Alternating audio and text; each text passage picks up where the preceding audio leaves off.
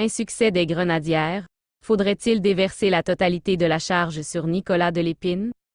Premier sélectionneur à qualifier l'équipe haïtienne féminine senior à une phase finale de Coupe du Monde, Nicolas Delépine fait l'objet de nombreuses critiques suite aux 2 défaites des Grenadières lors des 2 premières journées du Mondial océanien 2023, respectivement contre la sélection anglaise et celle de la Chine sur le même score, 1-0. Cependant, le pointage du droit doit-il être fait uniquement sur Delépine? Y a-t-il d'autres personnalités à indexer?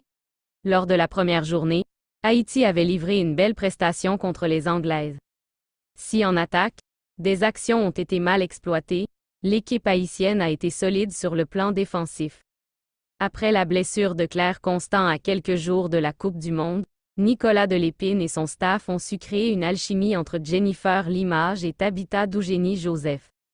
Malgré la blessure de la première citée où Ketna Louis l'avait remplacée en défense centrale, la défense n'était pas effondrée. Là, le mérite revient à qui? La charge des fautes techniques des joueuses sur les pelouses, est-ce entièrement sa faute? Pour la deuxième rencontre, la sélection haïtienne a débuté dans un bloc bas.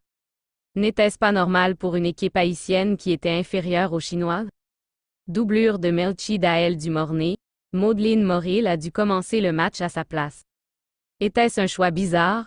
L'eau de l'évolution du jeu, les observateurs pouvaient voir que la Grenobloise n'était pas dans le coup.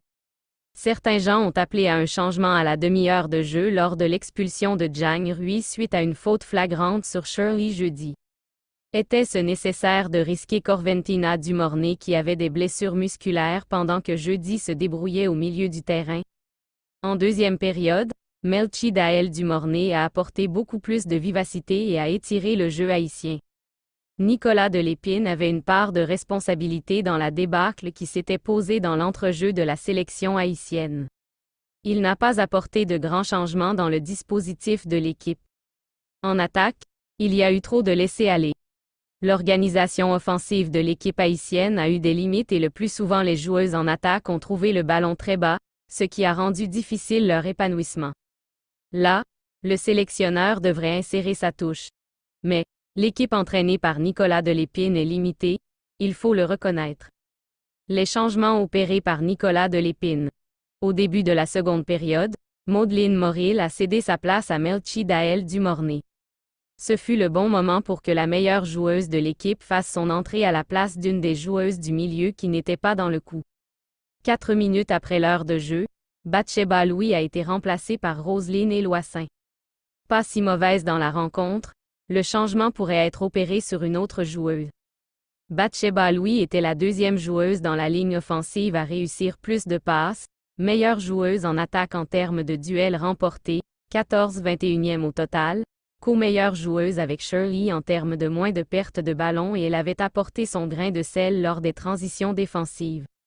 À 9 minutes de la fin du temps réglementaire, Diana Pierre-Louis et Rodney Mathurin cédèrent leur place à Danielle Etienne et Chelsea Surpris. De là étant, une preuve de réalité tactique a été faite par l'ancien entraîneur de la section féminine du Grenoble Foot 38. Ketna Louis qui était en défense centrale s'est muée comme latérale gauche et Bettina Petitfrère l'a remplacée en défense centrale pour que Chelsea Surpris puisse s'occuper de l'aile droite en défense. Et en attaque, Nicolas Delépine n'a pas affiché ses idées d'attaque. Sans innovation, le Franquet n'a rien montré. En supériorité numérique pendant environ 60 minutes, il y a eu beaucoup de manques du côté du staff technique. À la 89e minute, Chwendeski Joseph a remplacé Shirley jeudi. Pour certains, ce changement a été opéré très tard. Mais beaucoup se jettent dans l'euphorie de Chwendeski sans pouvoir dire ce qu'elle pourrait apporter sur la pelouse, alors que des journalistes haïtiens présents du côté de l'Australie ont l'habitude de dire que la tendance est peut-être Florcy Darlina Joseph. Haïti, petit pousset du groupe D. L'équipe haïtienne n'est favorite sur aucune équipe dans le groupe, point à souligner. La 53e place du classement mondial de la FIFA est occupée par Haïti, les autres écuries partageant le même groupe qu'elle, sont dans le top 15 du classement. Contre la sélection chinoise, l'équipe haïtienne a gardé son organisation, à un degré moindre comme contre l'Angleterre, mais elle l'a quand même gardée. Le fait de débuter à la défensive contre des nations supérieures, beaucoup plus expérimentées, ce n'est pas un défaut en soi. Néanmoins, Par moments, la pression pourrait être mise sur elle. Des actions loupées par des joueuses haïtiennes ont empêché jusqu'ici un but de la sélection haïtienne à la Coupe du Monde. Au moins, 3 face-à-face sont ratés sur les 2 matchs. Contre la Chine, des penalties n'ont été accordés à la sélection bleue et rouge en fin de partie. L'arbitre principal de la rencontre, Marta Huerta de Haza, a fermé les yeux sur une action claire et nette où la défenseur chinoise a empêché à Roselyne Eloissin de prendre le contrôle du cuir tout en la frappant. Sur ces entrefaites, les joueuses de l'équipe, l'arbitrage moyen contre la Chine sont également des causes des revers des Grenadières. Descente aux enfers du football en Haïti. Il n'y a aucune organisation pour que le football reprenne droit dans le pays depuis le mois de mai 2021. Le comité de normalisation pratique le remplissage et n'a même pas l'idée de recommencer avec le championnat national à travers le pays.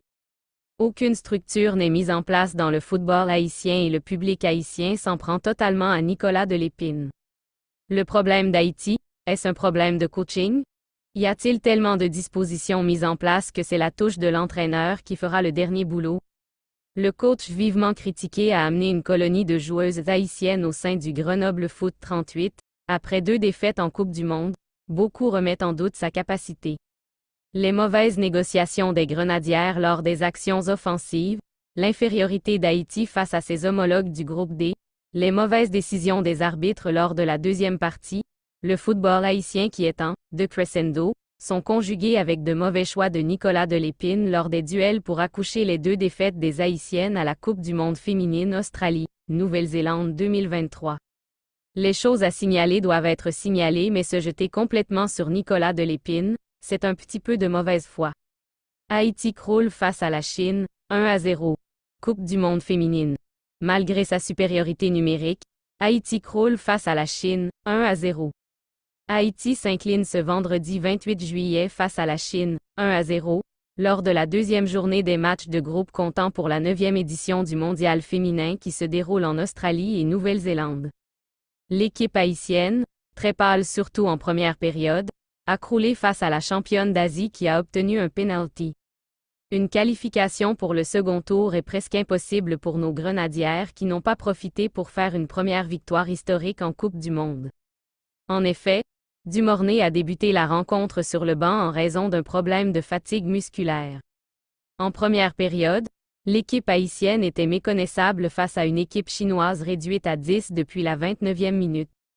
Dans cette première manche, l'équipe nationale n'a fait aucun tir dans le camp adverse. Au retour des vestiaires, Dumornay sorti du banc a essayé quelques coups et a permis à ses coéquipières d'offrir une meilleure prestation. Elles ont essayé mais ont fini par encaisser à la 74e sur penalty après une faute dans la surface. Haïti a finalement perdu la rencontre face à une équipe chinoise qui a bien géré son match. Pour une énième fois, les décisions du coach de Lépine sont remises en question après cette déroute de la sélection nationale haïtienne. Haïti est dernière dans son groupe et n'a pas son destin en main. Une qualification pour le second tour paraît très mince mais pas impossible.